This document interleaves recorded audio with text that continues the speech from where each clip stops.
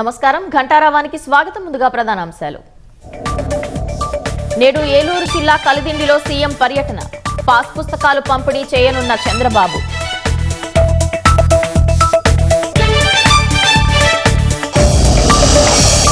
ఎనభై 87 పుర నగరపాలికలు 13,341 గ్రామాల్లో ఎన్నికలకు సిద్ధం, ఎస్ఈసీకి నివేదికలు సమర్పించిన అధికారులు.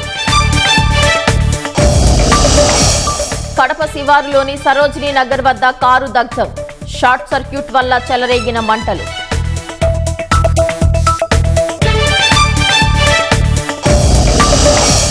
మన మువ్వన్నెల జెండా దేశానికి గర్వకారణమన్న ప్రధాని, హర్ఘర్ తిరంగాలో అందరూ పాల్గొనాలని పిలుపు.